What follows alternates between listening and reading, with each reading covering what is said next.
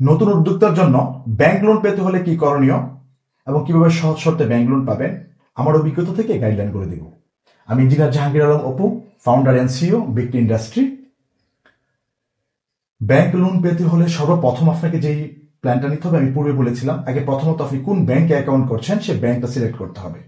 শুনতে হবে এই ব্যাংকটা এসএমইদেরকে কতটুকু সাপোর্ট দেয়। ধরুন আপনি এসএমই বান্ধব একটা ব্যাংকে ব্যাংক অ্যাকাউন্ট করেছেন, এই তারপরে আপনার করণীয় তারপরে করণীয় হচ্ছে আপনার পণ্যের বিকৃত বিকৃত যত টাকা এবং ক্রয়কৃত যত কাঁচামালের টাকা সব ব্যাংকিং করবেন, ব্যাংকের মাধ্যমে হয়ে করবেন।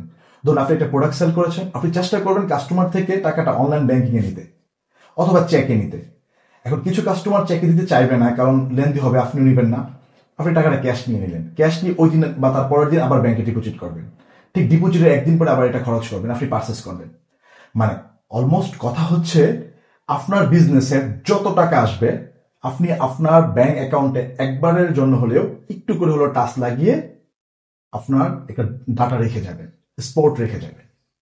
এভাবে আপনি কাজ করতে থাকেন। আপনার ট্রেড লাইসেন্সের বয়স যখন 6 মাস হবে বা 1 বছর হবে এবং আপনার ট্রানজিশনটাও যখন 6 মান্থ এবং 1 ইয়ার হবে, মোটামুটি একটা ভালো ট্রানজিশন হবে। খুব বেশি ট্রানজিশন হতো এই ব্যাপারটা এমন না, মোটামুটি সব ট্রানজিশনগুলো এরকম হবে। তখনই আপনি আপনার যে ব্যাংকে আপনি ট্রানজিশন করছেন, এসএমই বান্ধব bank, BRAC bank, bank Asia, city bank, 2025 সালের কথাগুলো বলছি, অন্যান্য ব্যাংকের তুলনায় এই ব্যাংকগুলো সহজ শর্তে এসএমই উদ্যোক্তাদেরকে বিনা মর্গেজ বলতে হতে বিনা জামানতে ফাইন্যান্স দিয়ে থাকেন। আপনি এই ব্যাংকগুলোর সাথে কথা বলেন আপনার স্টেটমেন্ট নিয়ে।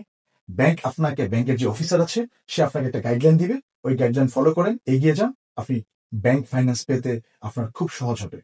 প্রথম অবস্থায় ব্যাংক আপনাকে বিশ্বাস করতে চাইবে না যে আপনি ব্যাংকের টাকা নিবেন এবং রিটার্ন করবেন, বাট সেই ব্যাপারটা আপনাকে ব্যাংককে আপনি বিশ্বাস করাতে হবে। আপনি এখানে ঘাবড়িয়ে গেলে হবে না, কারণ এটাই সিস্টেম।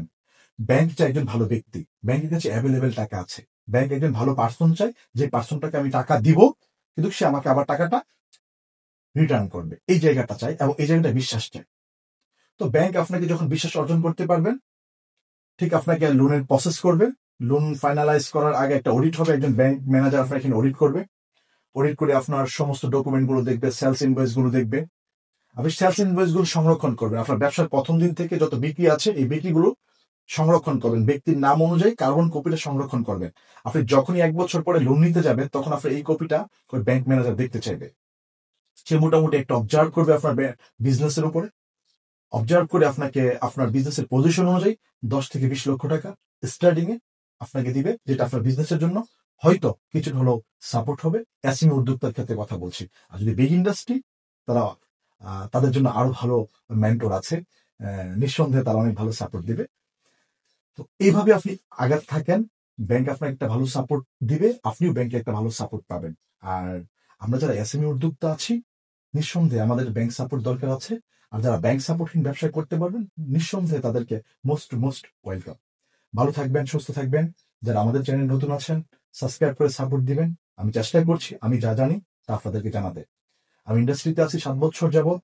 এই ব্যস্ততার মাঝখানেও চেষ্টা করি আমার জানার কথাগুলো আগামী প্রজন্মের জন্য রেখে যেতে, যে প্রজন্ম আমার অনেক বছরের অভিজ্ঞতাগুলো যেন 5 মিনিটের ভিডিও দেখে সে অর্জন করতে পারে। উদ্দেশ্য এটাই, এই উদ্দেশ্যই যেন সফল হোক। ধন্যবাদ সবাইকে। আসসালামু আলাইকুম।